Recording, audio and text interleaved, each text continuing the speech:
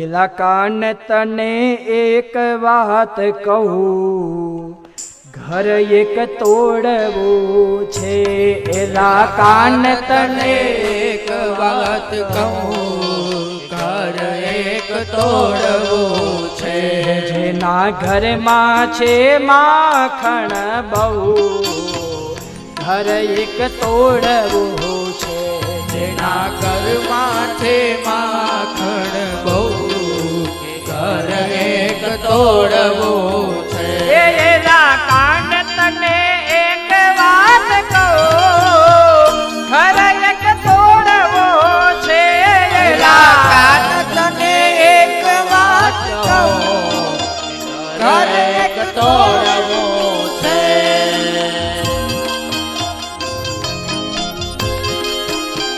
ગાઈએ બड़े भाव से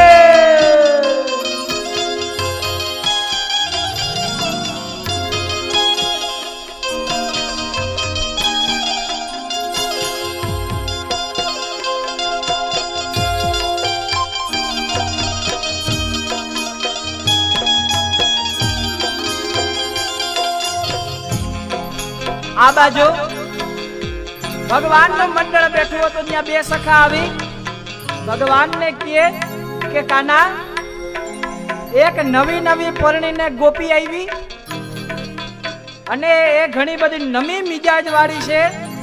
एम के कोक दी कावे मारा घरनी अंदर आ तो तमे बधु सहन करो. अने ए समये भगवान के काल हवारे सूर्य उगे, सौथी पहेला ए प्रभावती नो वारो. आ बाजू सूर्य उदित थाय અને બધા જ ગોવાળિયાઓ ભગવાન કૃષ્ણ દાવજી મહારાજ ચોરીઓ કરવા માટે નીકળે. એક પછી એક ઘરની અંદર ચોરીઓ કરે ને પ્રભાવતીનો વારો આવ્યો.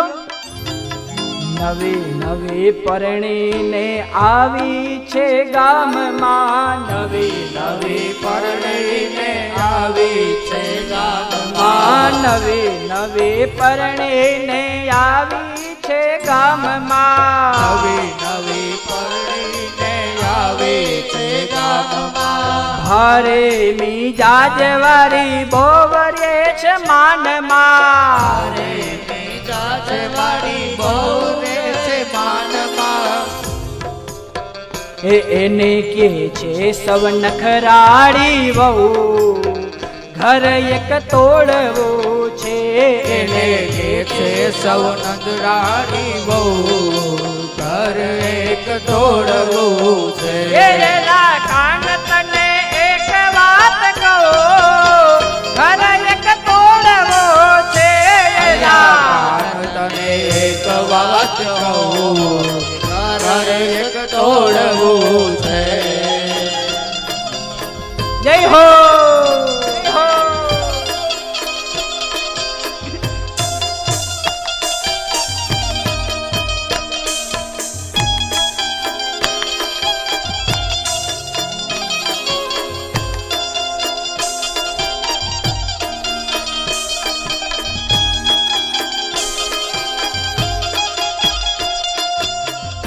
આ બાજુ ભગવાને બે સખાને મોકલાવ્યા કે જાઓ પ્રભાવતીના ઘરે જોઈ આવો છે કે નહીં.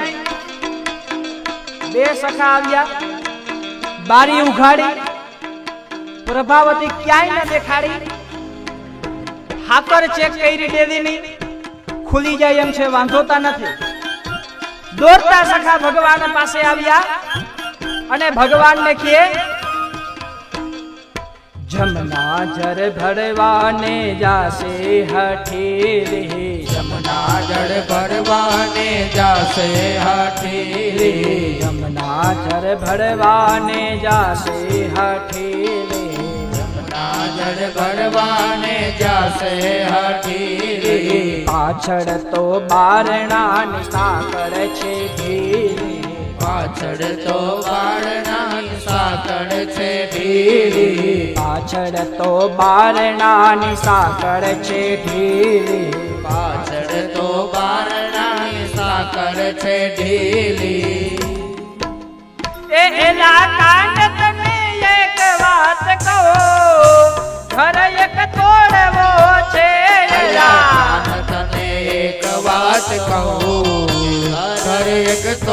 પૂછે. બે સખા આવ્યા ભગવાનને કે કાના જમના જર ભરવા લગભગ ગઈ હશે,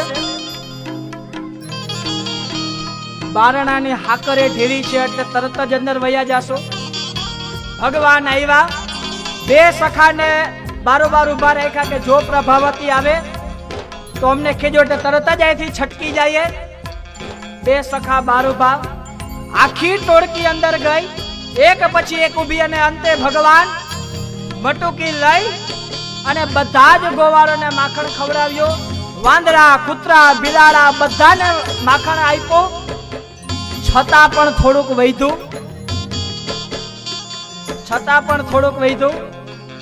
ભગવાન કૃષ્ણ દાવજી મહારાજ ને ગોવાળિયાઓને પૂછે કે આમાં માખણ હજી ઘણું પડ્યું છે, હવે આનું શું કરવું, આનો સદુપયોગ બતાવો.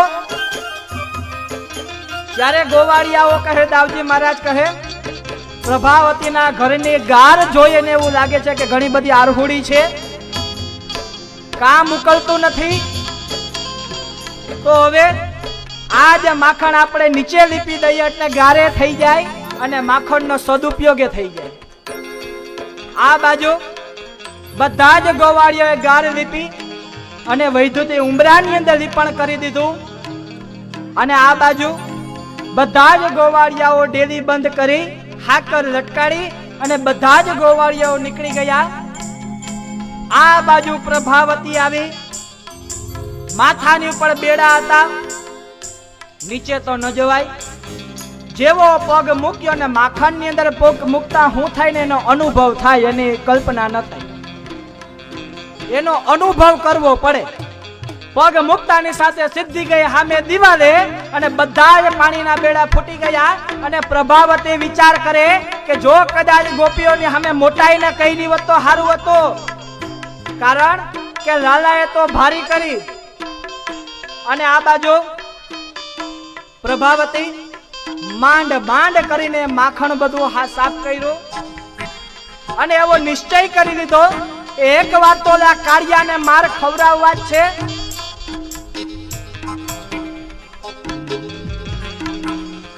અરે પાછળ તો બારણાની સાંકળ છે ઢીલી, બારણાની સાંકળ છે ઢીલી, પાછળ તો બારણાની સાંકળ છે ઢીલી, પાછળ તો બારણાની સાંકળ છે ઢીલી.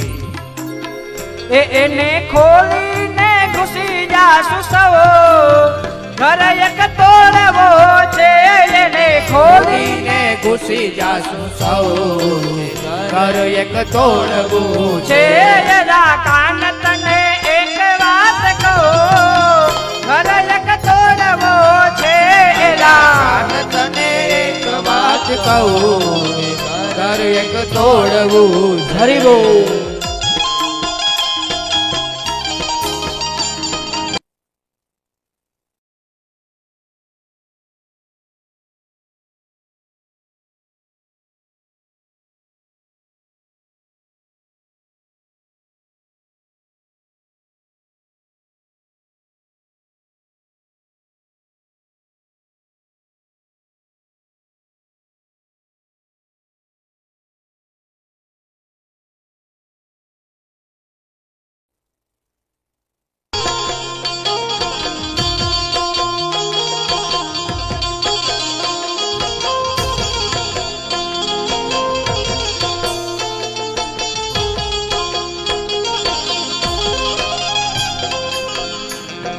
આ બાજુ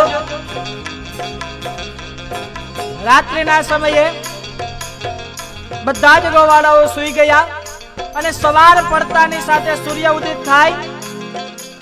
પાછું ચોરિયા વિદ્યા પ્રસારણ મંડળ જાગૃત થયો, પોતાના કામની અંદર લાગી ગયા અને પાછો પ્રભાવતીનો વારો આવ્યો.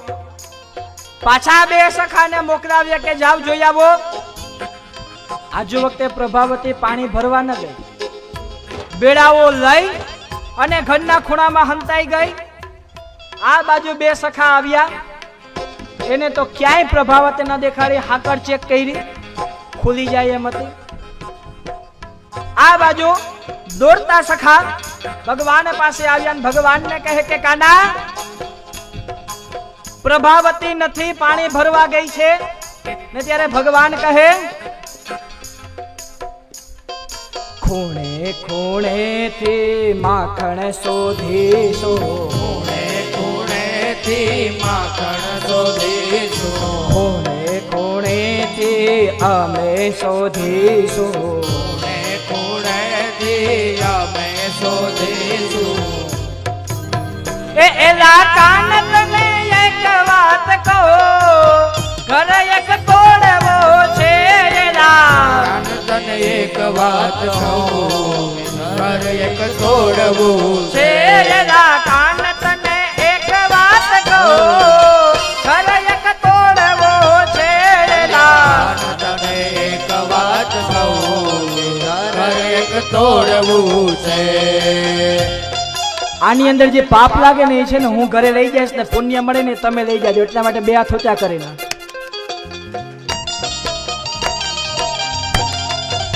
જય હો, જય હો, જય હો. આ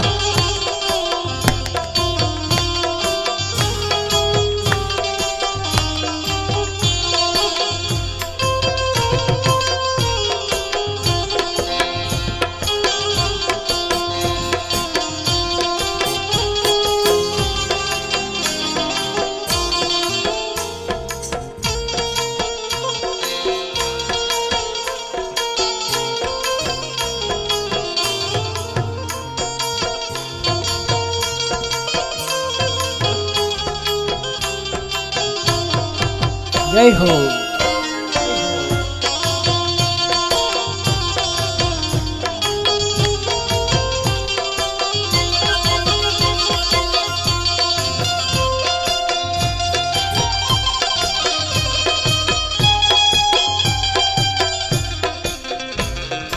આ બાજુ સખાઓ આવ્યા, ભગવાનને કે પ્રભાવતી છે નહીં.